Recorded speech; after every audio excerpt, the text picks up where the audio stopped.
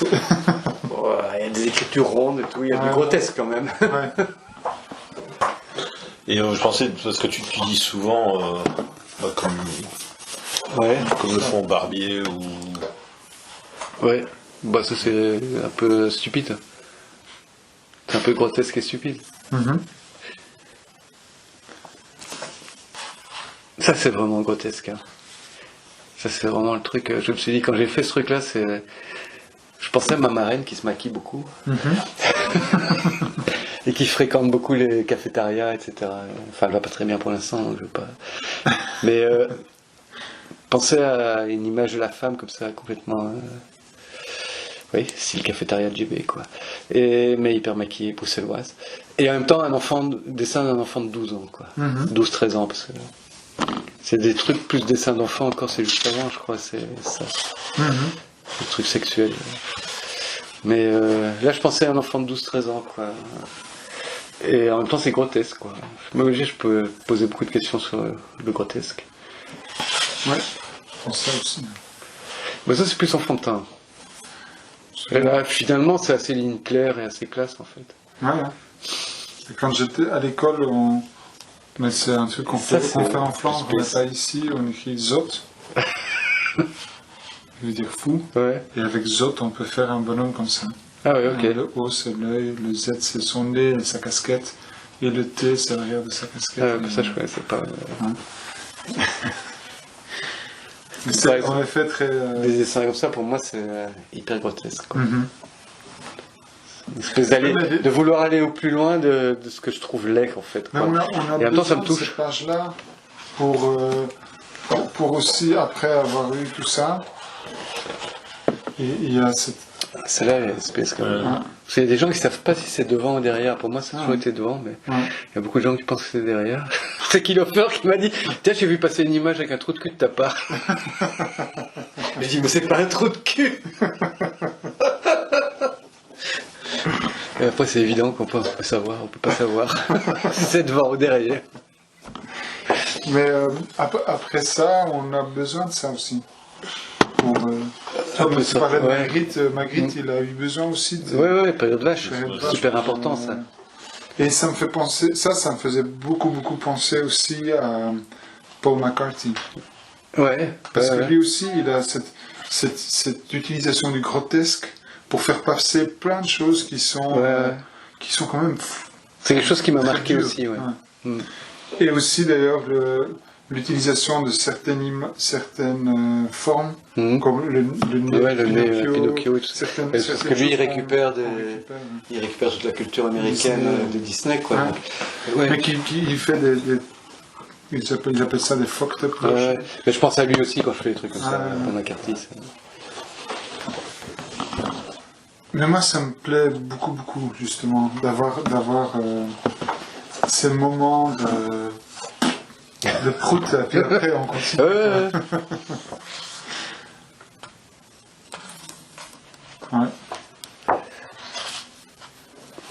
Mais en effet, c'est très... ce que tu disais par rapport à l'ego, c'est très artistique comme position. Ouais. C'est une position où tu te mets toi comme... c'est... Je trouve ça un peu ridicule d'ailleurs, mais bon, c'est comme ça. Bon. C'est un peu ridicule cette position, c'est un peu ringard comme position d'artiste, je trouve. Parce qu'il faudrait être plus dans le social, plus à l'extérieur de soi. Et finalement, ça c'est très égocentrique comme travail. Mais les choses se rejoignent. Je trouve ça devient justement... Moi, je suis quand même assez impressionné par les gens qui justement sont pas repliés sur eux-mêmes, sur une table en train de dessiner. Ouais, mais en même temps, dans la conception classique de la bande dessinée, on peut se dire que le récit au sens fort, plutôt que ceci qui... Enfin, comment dire, justement, où tu as évacué des choses, et aussi une fuite, quoi. Ouais. Ici, Quand tu veux dire par fuite, mais que ici, je trouve que quelque part, tu es obligé un peu de t'affronter, peut-être à toi-même, ou je sais pas quoi. Ouais. Oui, mais c'est ça dans tous les travaux en fait, c'est pas que dans celui-là. une confrontation. Oui, mais quelque part ici, il y a l'espèce de confort du scénario. Bon, certes, c'est pas Ricochet, mais qui est évacué, donc c'est un peu partir dans le vide que de faire ça. Ouais. Mais c'est dans la conviction qu'un univers va exister, ne va pas se développer sur une seule image. C'est un peu, il y a un truc proche du film d'animation aussi. Mais il est totalement acceptable. Quand tu le lis, tu acceptes tout à fait l'unité de cet univers-là, sans que ça soit une histoire dans le sens littéral de la chose. Ouais. Et je pensais un peu enfin, je me souviens d'une interview de Matoti où il disait qu'il essayait de faire des choses qui n'étaient pas faites pour la bande dessinée, comme la contemplation, par exemple. Ouais. Et enfin, ce qui est intéressant aussi, c'est toute la notion enfin, la manière dont on envisage le rythme. Et je trouve aussi par rapport à un travail de fétichisation des objets comme ça. Qu'à un moment donné, il ne se passe plus rien. Donc il faut tellement qu'il ne se passe plus rien qu'on va sacraliser des objets comme une multiprise ou une sandale, ce genre de choses.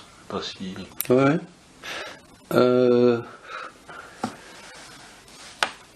Que dire par rapport à ça et oui, je pense à ça aussi parce que je pense que c'est dans une manière de déplacer. Où il y a aussi cette citation de Léris où on dit ouais, bien sûr. Ouais. La citation de Léris, elle vient comme ça parce qu'elle me semble évidente par rapport à ce que je suis en train de faire à ce moment-là, donc pas beaucoup de réflexion par rapport à ça au départ. Après, j'ai toujours l'impression que les objets, sont super importants, quoi. Et la façon de mener un récit, il se passe peut-être pas forcément par le personnage, mais par ce qui l'entoure, quoi. Et oui, j'ai pas de sacralisation du personnage, sans doute. Et tout ce qui peut être autour de lui peut le faire vivre, quoi. Et les objets sont importants, mais c'est compliqué la question que tu me poses. Oui, dans ce cas-là, oui. Que tu mets finissent par être des objets. Oui, cette façon de voir les humains comme des objets, et les objets comme des humains, mais donner vie à des objets. Tu dessines des têtes au bout d'une allumette, donc à la limite on sait plus qui est vivant, qui ne l'est pas. Et c'est vrai qu'il y a un côté assez sculptural. Enfin, on a un peu l'impression parfois tes personnages sont comme des sculptures en bois un peu. Mais c'est pas sympa ça de penser qu'un mec il pense les humains comme des objets, mais c'est un peu ça, ouais. Mais ça rejoint aussi la référence à Schlemmer qui aussi. Ça ressemble fort à des objets, ces personnages. Des personnages qui sont. qui bougent comme des... Mais ça m'effraie un peu de penser que... Mais c'est vrai que c'est comme ça. C'est marrant parce qu'on parlait de ça, tu vois, que la dame, quand on prenait un café avant la réunion, justement, on parlait des objets. Ah oui. Ouais. Comment les choses peuvent vivre plus à travers les objets, justement, que... Je voulais pas lui donner cette référence-là parce que c'était une dame... une juive qui est membre des progressifs juifs de Belgique, qui me parlait de la Palestine et tout ça, parce qu'on était dans une réunion ensemble, moi j'ai pas trop... Et on parlait de l'utilisation d'objets pour raconter des histoires, et justement dans les procès de Nuremberg, mais ça je lui ai pas dit, un des persécuteurs, on dit, des Américains, pour montrer l'horreur des camps de concentration, avait amené des objets, une tête réduite, des trucs comme ça, c'est quelque chose qui est souvent utilisé pour d'amener un objet pour matérialiser un sentiment ou une histoire, pour que l'histoire ne soit pas juste des paroles, mais qu'il soit rattaché à un objet. Quelque chose de très concret et très réel. Comme si l'objet était un petit peu l'expression du corps par rapport à son absence. Enfin, je sais pas si vous voyez ce que je veux dire, quoi. Parce que tu mais il y a une manière de déplacer le récit ailleurs, quoi, que sur le personnage. Ça c'est sûr, et d'utiliser ce qui est dans l'environnement. Donc quand un procureur montre des objets dans un procès, ou ce que tu faisais avec la performance, quelque part, c'est nous amener à voir le fait qu'ils étaient manipulés par des corps, quoi, par des individus. Ouais. C'est une fenêtre pour s'imaginer tout ce qui se passe autour et toute l'histoire qui s'est déroulée à travers cet objet-là. Ouais. Et ce que tu fais aussi souvent, c'est de montrer un visage mais de dos. Là aussi, ça met ce personnage avec nous. Oui, c'est ça, oui. On est, à travers ce personnage, on voit ce qui se passe. Oui. Et on est avec lui ou elle, on est dans la scène. Mais moi, je pense que quand je monte un personnage de dos, on est plus dans l'intériorité du personnage. Et la deuxième chose, c'est que j'ai l'impression qu'effectivement, on est comme un voyeur derrière lui, quoi. Et c'est comme si on était dans la scène. Ouais. Et comme tu dis, pour moi, c'est mettre le lecteur en présence comme ça de quelque chose il est là, quoi. Il voit ce personnage de dos, il est derrière lui, il est discret, il n'existe pas pour le personnage qui est là, mais il est là, quoi. Et oui, et après c'est devenu tellement, toutes les photographies maintenant les personnages sont de dos et tout ça, c'est devenu un truc où on met des cheveux devant le visage pour cacher le visage et tout ça. Tout ça n'existait pas au moment où pour moi c'était surtout une incapacité à dessiner. Enfin c'était un ressenti d'arriver jamais à trouver la forme juste du personnage. Et donc je l'ai mis de dos parce que il n'y avait pas le choix, quoi. Le Giacometti c'était un peu ça. Au début c'était la possibilité de le dessiner. Donc la manière de pouvoir continuer à faire ce récit, on va le mettre le plus souvent de dos, comme ça il ne faudra pas recommencer les images, quoi.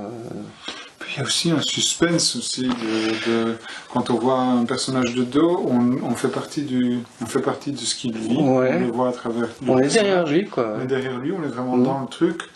Et puis au moment où il se retourne et on le voit, c'est un moment de découverte ou de... Mais est-ce que c'est pas le fait de se retrouver devant l'effet d'un miroir, quoi, là où tu regardes Tintin, tu le t'as ce truc d'identification, là où le personnage de dos représenterait une forme d'altérité, quoi. C'est peut-être un peu simpliste comme... Et puis pour revenir à David Lynch, c'est ce qu'il fait souvent aussi, c'est quand je crois que c'est dans... C'est vrai ? Oui, dans... Comment ça s'appelle encore ? Lost Highway. Ouais. Il y a des moments où tu es derrière tu suis le personnage. Tu suis le personnage qui avance près de lui, dans le noir. C'est super flippant parce que c'est comme si c'est toi qui avançais dans le noir et puis qui rentre dans une autre dimension ou dans autre chose, on ne comprend toujours pas quoi, mais ce sont des façons de changer la position du lecteur par rapport à ce qui se passe en dehors et de le tirer dedans. Et ça nous met un peu loin de ça, mais si on revient sur Madrid, on en avait déjà parlé il y a très longtemps, tout ça, ça est marqué à travers le fait qu'il n'y a pas que de la bande dessinée, qu'il y avait de la photo, du texte, etc. Le principe qu'on va retrouver dans Cheval sans tête. Et dans quelle mesure, à partir du moment où ça se retrouve dans cet environnement-là, il n'induit pas une autre forme de perception de l'œuvre, quoi. La bande dessinée ? Ouais. Comment elle se retrouve là-dedans ? En fait, moi, quand je me souviens de ça, je dû dire au début des années 90, donc j'étais jeune, et ça me paraissait un petit peu gratuit, et moi j'attendais quand même un peu une histoire avec un début et une fin. Ouais. Et puis à un moment donné, mais il y a ces pages avec ces photos où je dois, je me dis c'est des photos du texte, donc je switch, quoi, je l'appréhende autrement, et cette manière d'appréhender qui fait que j'ai regardé une série de photos, quand je repasse vers la bande dessinée, fait que je ne veux plus du tout la lire de la même manière. Qu'est-ce que tu veux dire par là ? Non, mais c'était... dans quelle mesure parce que on parle par exemple de ce qui s'est trouvé dans les jours ouvrables, finalement on s'est retrouvé sur un tas de supports différents, et comment... Le contexte éditorial dans lequel elle se trouve et la cohabitation avec d'autres formes finit par induire un regard différent. J'ai l'impression peut-être que la même histoire qui est parue dans Le Cheval sans tête et dans Boxer, finalement n'était pas la même suite à son inscription dans... Ah ça je sais pas. Moi j'essayais juste de faire mes planches, quoi. Je ne m'occupais pas trop du contexte. Et surtout tu le découvres a posteriori. J'aurais peut-être essayé de lire Le Fils du Roi après avoir vu Notre Dame. On fait une séance. Non, mais par contre, ce qui est très clair, c'est qu'entre des créations dont on va dire qui, j'ai pas envie de dire plus ou moins narratif parce que ça me paraît très très narratif, mais où il y a on va dire un fil scénaristique qui est plus fort, ça.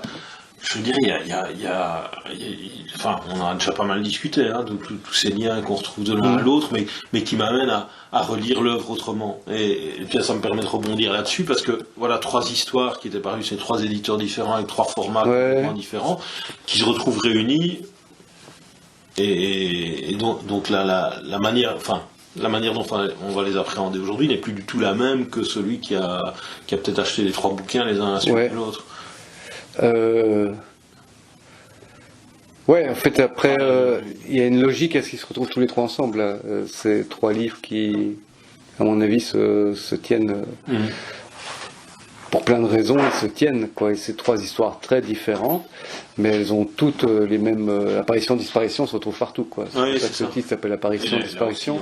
Oui, c'est des thématiques que Philippe et moi on développe de livre en livre, c'est les mêmes thématiques. Après, les événements narratifs sont différents, les personnages différents, mais c'était délibéré ou non, ça s'est fait, ça se fait naturellement. Que finalement, on travaille tous les deux avec nos obsessions et qu'on finit toujours par revenir toujours pauvrement à ce qu'on peut. Ouais, c'est vraiment pauvrement, je trouve, à ce qu'on sait faire, peut faire, ou à ce qu'on a envie de dire, ou je sais pas, ça se réduit à peu de choses. Et ça se répète, et ça prend d'autres formes, ça prend 3 livres différents, avec 3 époques différentes, 3 personnages différents, des situations différentes, mais finalement les fondements ou les thématiques sont les mêmes. Je trouve ça bien que ça soit regroupés dans le même format, dans un objet unique, pour plein de raisons. Parce qu'ils ont des raisons d'être ensemble, je crois. Et ensuite, parce que quand tu es chez 3 éditeurs différents, purement, simplement, on te repère pas, quoi. C'est comme si tu avais fait 3 livres différents et ils sont sur 3 tables différentes dans les festivals, il y a personne qui... T'es toujours le premier... On a toujours l'impression que tu es en train de faire ton premier livre, alors qu'en fait, tu en as déjà plusieurs, quoi. Après, ça devient une généralité maintenant dans la bande dessinée. La plupart des auteurs, c'est un truc qui avant me semblait complètement bizarroïde de pas être chez un éditeur officiel, alors qu'en fait maintenant ça devient la règle générale, quoi. Tous les auteurs de BD sont chez des auteurs différents, ils publient chez un grand éditeur, puis chez un petit. Ça semble la logique, quoi. Non, c'est juste comme voilà, la manière de l'appréhender, enfin, je suis. En plus, c'est mouvement 1, mouvement 2, mouvement 3, donc il y a vraiment une volonté de là où. Et c'est après, enfin. C'est parce qu'on a voulu aussi essayer de créer une logique. On a voulu créer une logique à quelque chose qui n'était pas. C'est tout à fait cohérent. Quand on le lit, on se dit bah oui, tout ça tient bien ensemble, effectivement, quoi.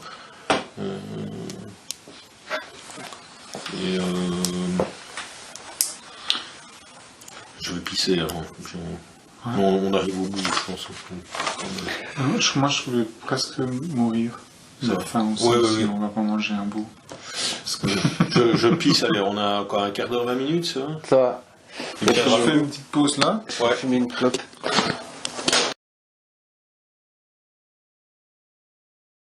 T'aimes ça, mais après tu passes, quoi. Mais oui. Après, ça reste super beau à voir les dessins de Gonji, là. Oui, bien sûr. C'est les trucs d'ado, ça. Oui, j'ai deux petites questions, quoi. C'est à la fois Play With Me, c'est Ouais, les jouer avec moi, ouais. Oui, justement, cette espèce d'injonction comme ça, qu'est-ce que ça veut vouloir dire? Et je repensais aussi à Dominique Goblet qui disait que dans son bouquin KFFR, il attendait de la part du lecteur qu'il ait envie de jouer. Ouais. Play With Me, ouais, c'est ça, c'est effectivement jouer avec moi, quoi. Donc c'est jouer avec mon livre, quoi. Jouer avec le livre. Et jouer aussi ici avec la relation que tu peux avoir avec Karl. C'est vraiment des jeux, quoi. Comment dire, pour moi c'est très proche de la poésie. Ça se retrouve aussi ailleurs. Oui, c'est ça. Et là, dans quelle mesure aussi, c'est pas une forme. Parce qu'on a des dessins qui sont parfois de l'ordre de l'esquisse, qui n'ont pas l'air terminés. bébés qui vont se terminer plus loin, et dans quelle mesure c'est pas une manière de faire entrer le lecteur dans le processus. Ouais. Donc de ne pas lui raconter uniquement une histoire avec une succession d'événements, parce que le personnage... Pour moi, il y a 3 acteurs dans un livre. Avec Philippe, on est 2, plus le lecteur. Quand je suis tout seul, c'est moi et le lecteur. Enfin, le lecteur est super important, quoi. Oui. C'est ce fameux truc de générosité, égoïsme. Mais oui, pour moi, le lecteur est un personnage important de la construction du récit. C'est lui qui, finalement, dans son mental, va... parce que la bande dessinée, c'est des fragments, quoi. C'est vraiment l'art de l'ellipse et du fragment, et d'en dire ou de ne pas en dire, d'être beaucoup dans le hors-champ. La pluie, par exemple, fonctionne beaucoup sur le hors-champ. Et plus que les autres livres, d'ailleurs. Mais et il y a cette envie de donner des indices, d'être très rigoureux sur la mise en place de ce qu'on met en place, c'est-à-dire de pas, je vais pas faire un truc où, oui, ça raconte, le lecteur s'imaginera bien dans sa tête quelque chose. Non, c'est très rigoureux, mais ça laisse la place au lecteur. Et c'est un peu à l'image des puzzles, quoi. Le lecteur, il construit comme un truc, comme une enquête policière aussi, où tu avances suivant des indices. Ça devient jamais tout à fait autiste non plus. Dans le fait où tu imposes. Je suis pas autiste, quoi, donc mais je suis pas loin peut-être. Non, mais je veux dire. Non, mais je crois que tu es pas loin. Mais... Pas par rapport à toi, mais par rapport à l'univers que tu crées. Ouais. Il est jamais tout à fait hermétique. Il laisse toujours la place au lecteur de se positionner dans ce que tu racontes. Ouais, enfin, je pense qu'il y a une espèce de froideur aussi, une espèce de... où là on se rapproche de l'autisme, où il y a une espèce de distance que j'ai comme ça qui...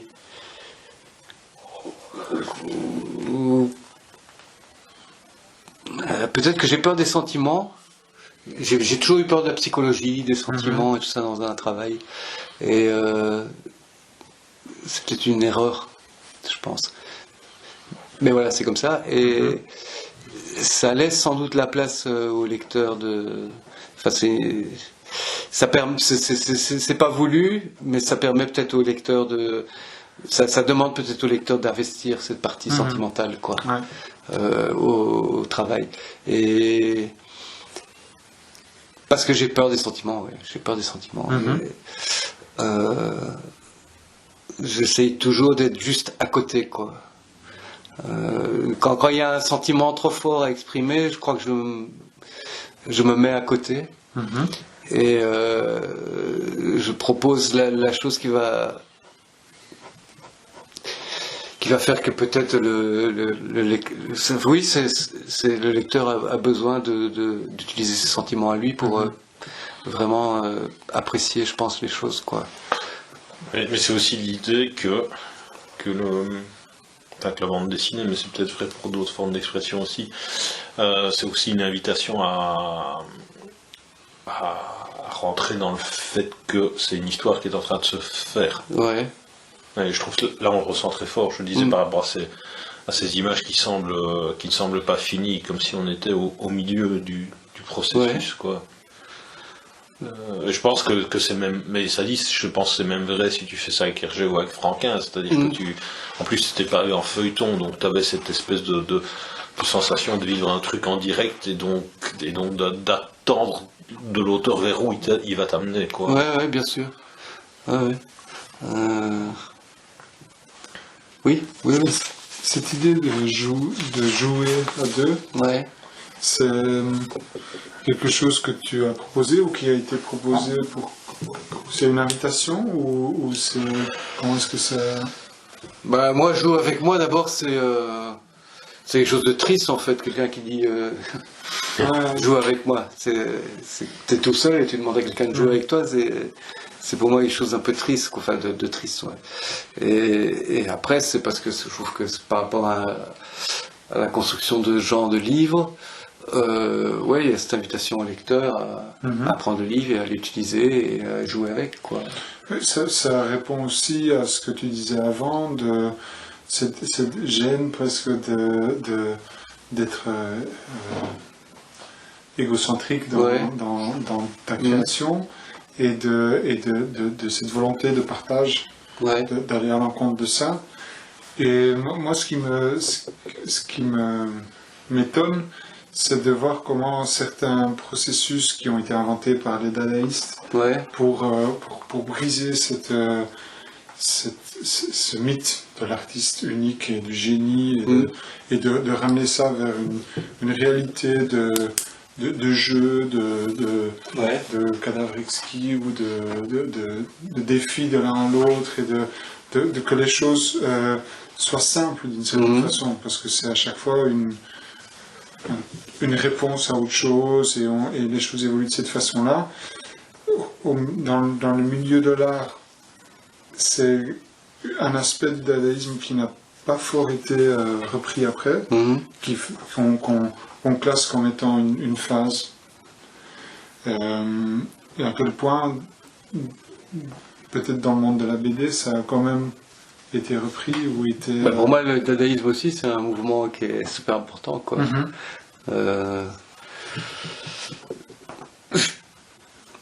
Ouais, enfin, du chant, le dadaïsme, tout ça, c'est super important pour moi, quoi. J'ai été marqué par ça, quoi, d'abord formellement, je crois, je crois que des livres comme ça, le genre de maquettes et tout, il y a des choses qui se rapprochent peut-être un peu de ce papier un peu jaune et tout ça, de ce qu'on retrouvait quand tu vois des expos dadaïstes et que tu vois les revues et tout. Le principe du collage, le principe du fragment, le principe aussi du mélange de la musique, la poésie, le texte, l'image. Ouais, tout ça, c'est important. Après, moi, je découvre, je descends du bazooka, des punks, puis au dadaïsme. Et oui, c'est un mouvement hyper important, quoi. Mais la bande dessinée a eu aussi toujours ce côté laborieux, quoi. Ce côté un peu bricolage, ce côté on doit monter un machin souvent à deux et c'est que ça tienne, quoi. Mais ça, c'est le mauvais côté de la BD, un peu le côté laborieux, mais en même temps, c'est vrai, c'est la réalité du truc. C'est très long, c'est très lent, c'est laborieux. Et alors, la dernière chose, on me disait, c'est peut-être pour conclure, c'était... Enfin, j'avais déjà un peu évoqué ça avec ça, mais c'est le fait que tu te retrouves finalement avec une reconnaissance assez tardive, et que finalement toute l'œuvre aujourd'hui va être... Enfin, c'est un peu ce qu'on a fait, l'exercice auquel on s'est livré. Je veux dire, si 9e art m'a demandé de faire cette interview, c'est parce qu'il y a eu Paysage après la bataille, etc. Et d'une certaine manière, c'est peut-être une chance aussi, d'une certaine manière, quoi. Des découvertes tardivement. C'est-à-dire qu'à un moment donné...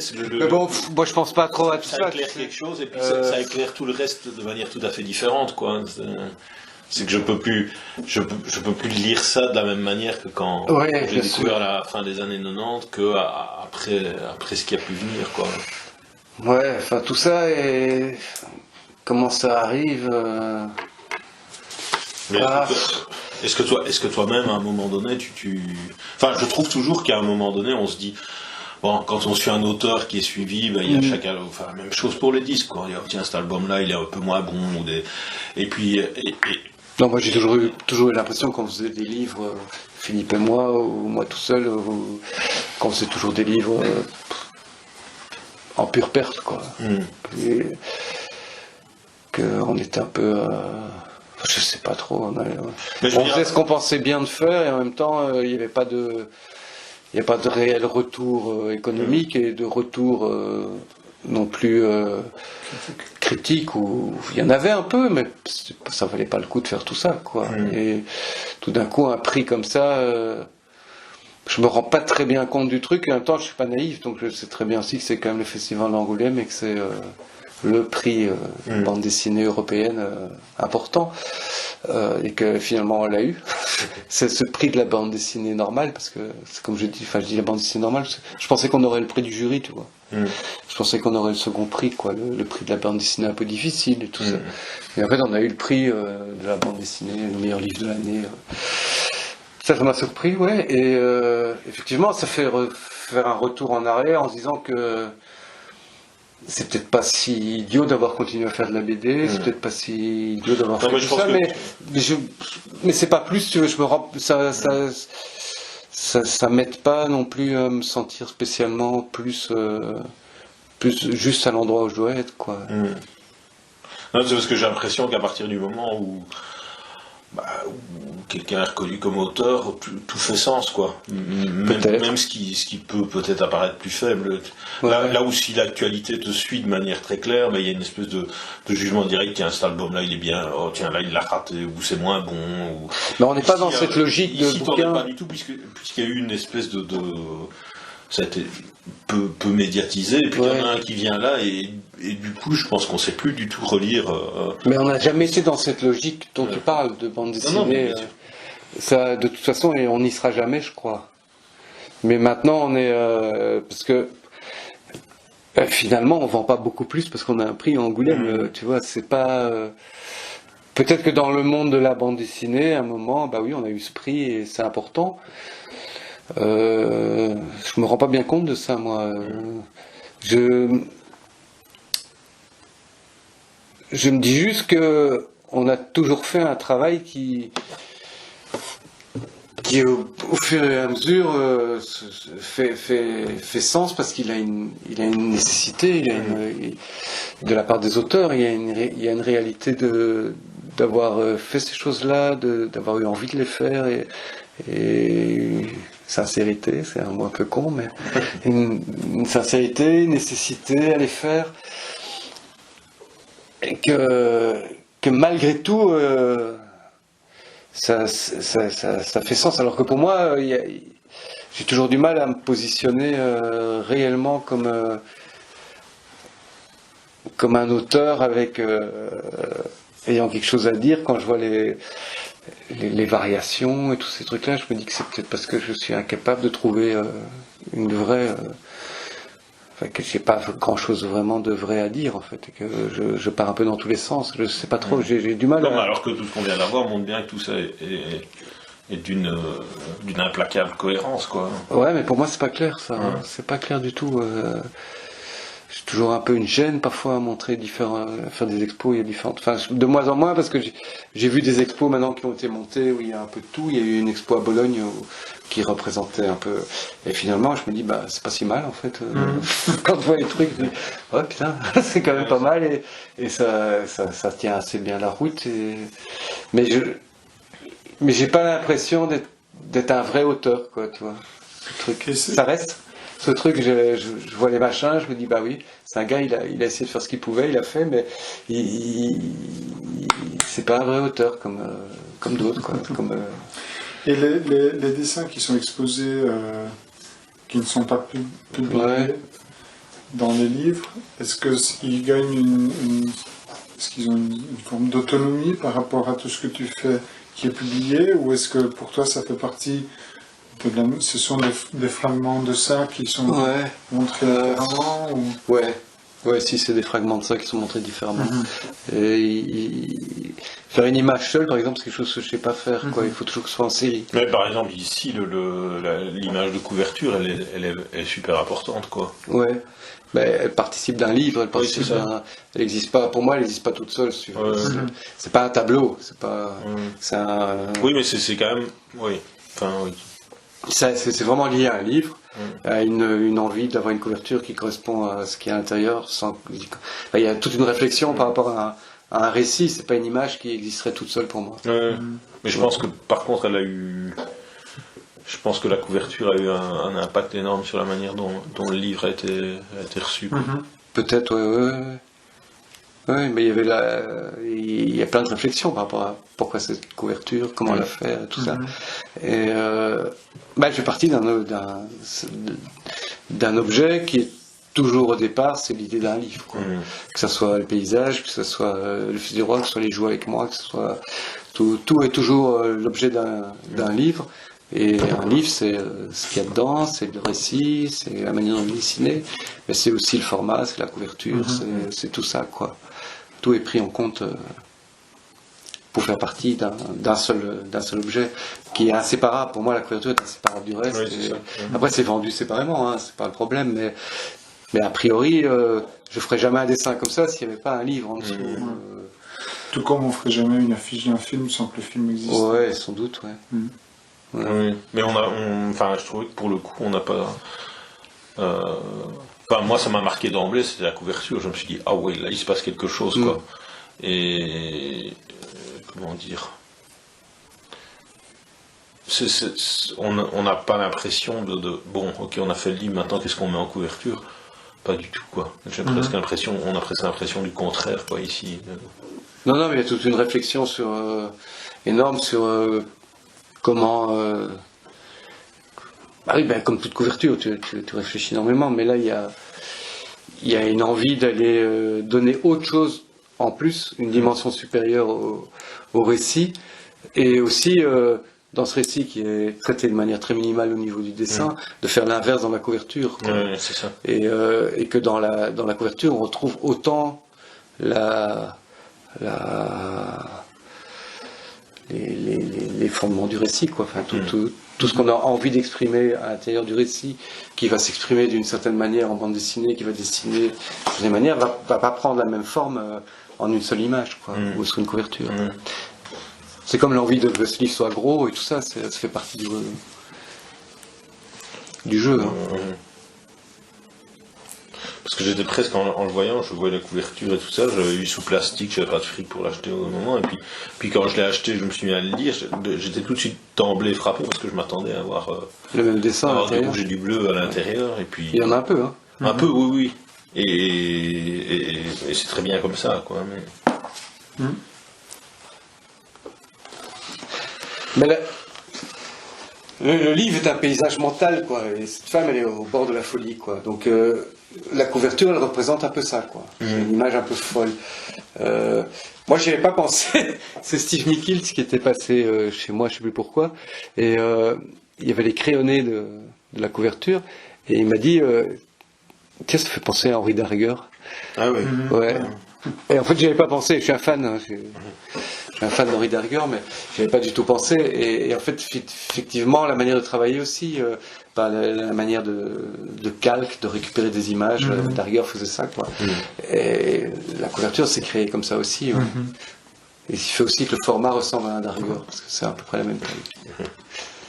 Mais c'était pas voulu, mais l'idée était de représenter la folie un peu. Et ici, l'image de... C'est un panorama, en fait. Oui, c'est ça, avec les deux pages de garde. Ouais, avec les pages de garde, tout ça fait un panorama comme les panoramas. Qui était à Liège, Ouais. Et c'est comme le panorama dans lequel se trouve au début, en fait. Oui, c'est le panorama de Waterloo. Oui. Aussi la façon dont tu dessines les soldats, ça fait penser à les petits personnages. Les personnages de maquette où il faut après coller les j'aime bien ça. Tu fais une petite histoire là-dessus. Là aussi, ça aussi, ça fait penser un peu à Darge, parce qu'il y a aussi des collages de différentes imageries populaires de la guerre, mais qu'on utilise pour recréer une bataille. Mais les trucs marrants par rapport à cette première page du livre. Parce qu'en fait, cette séquence, elle n'existait pas dans le scénario au départ, la séquence avec le musée. Le musée, ouais. Et un jour, Philippe m'a parlé que s'il faisait un film, il aimerait bien le commencer au panorama de Waterloo, parce qu'il y a tout le rapport au cinéma avec l'idée du panorama. Et puis il me disait, mais ça marchera pas en BD, ça sert à rien de le faire, quoi. Et moi, j'ai tout de suite, mais non, Philippe, c'est super ce truc. Et donc voilà, la séquence s'est retrouvée dans. Moi, j'ai eu tout de suite envie de dessiner ça. Et une chose qui m'a fait vraiment bien marrer, c'est que, tu sais, on demande des commissions, on demande de l'argent en commission. Et il y avait toute une discussion depuis qu'il y a Warner Rêves et tout ça, sur le fait de qu'est-ce qu'on subventionne, tu vois. Et ils subventionnent de plus en plus à se poser pas forcément de la bande dessinée dite d'avant-garde, mais de commencer à subventionner les bandes dessinées dites classiques, quoi. Et donc ça me faisait super marrer de faire un dossier où on commence par un dessin hyper académique, avec une scène de cheval, de bataille, et tout ça, pour avoir des sous dans une commission qui se posait la question de est-ce qu'il faut payer des œuvres académiques ou est-ce qu'il faut subventionner des œuvres d'avant-garde.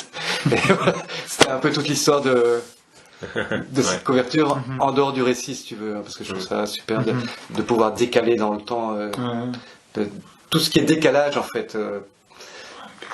Quand tu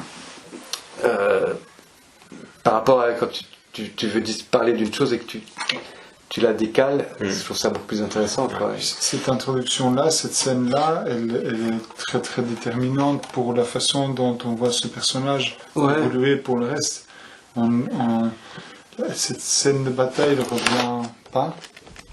Bah, elle revient plein de fois, tu vois. Je récupère ces images. Il y a le casque. Des choses, même des choses comme les cailloux ici, cette forme-là, tu vois. Ça ici. C'est une image qu'on a ici, en fait. Donc, je sais où elle se trouve.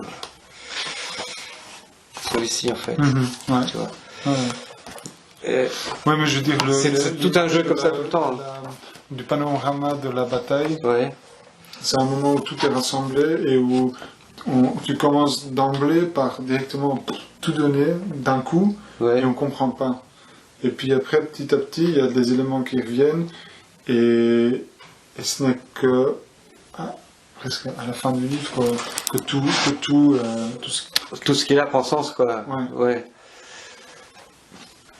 Mais bon, par rapport à un sujet aussi dramatique que ça, même par rapport à tous les sujets, il faut pouvoir créer une distance, quoi. Et là, il a la distance temporelle du massacre, de la bataille, tout ça. Enfin, c'est une image. Enfin, cette bataille, c'est la métaphore totale de toute bataille humaine, quoi. Et c'est assez simple, mais comme dans le travail, il faut avoir l'idée de la faire, si tu veux. Mais une fois que l'idée est là, c'est évident, ça s'impose, quoi. Et ça paraît évident et simple, quoi. Et ce cheval, c'est sans doute une jument qui est en train de tirer par les lanières et tout. Enfin, tout comme ça, et des motifs qui. Mais comme dans les peintures de Goya, par exemple, où on voit une exécution ou une bataille ou une thématique historique, mais qui parle de tellement plus de choses que juste l'anecdote de ce moment-là, que ça devient quelque chose qui dépasse l'anecdote. Une anecdote historique. Mais il y avait aussi un truc par rapport à ça, c'est que après avoir fait Fils du Roi, ce livre-là sort, l'idée de l'académisme, si tu veux, j'avais envie qu'il soit là, quoi. J'avais l'impression de faire une bande dessinée beaucoup plus classique que là. Et je voulais aller à fond là-dedans, en reprenant des tableaux de bataille où il ne peut pas faire plus académique ou pompier, quoi, tu vois. Donc c'est super, ces trucs. Quand c'est à la taille d'un écran de cinéma, c'est incroyable. À Ypres, il y en a aussi. Quoi? À Ypres. Dans la tour, il y a aussi un panorama. J'ai pas encore vu celui-là. Oui, il y en a plein dans le monde. Quand tu tapes, il y a un site qui récupère qui répertorie tous les panoramas dans le monde. C'est super beau. Oui, et puis c'est vrai que c'est la transition entre une certaine peinture et... Parce que je pense que je sais pas si Géricault ou David, mais je me demande si eux n'ont pas fait des panoramas aussi. C'est possible, hein. Comme on disait, je sais pas si c'est le tradeau de la Méduse ou l'enlèvement des Sabines, mais il y a un miroir en face, quoi, donc comme pour doubler le... Ouais, alors qu'on voit les films de Cécile B2000, t'as l'impression d'être dans un tableau de David, parce que ça vient de là, mais il y a vraiment une espèce de continuité beaucoup plus fluide que ce qu'on peut imaginer avec le cinéma qui arrive, qui appose ses codes et tout ça. Ben non, en fait. Bon, on va manger. On va manger. C'est à vous tous les bouquins, en fait. Sans le plat, je j'ai bien sorti, non. Ça, je sais pas pourquoi quand je mets sur pause, il ne pose pas.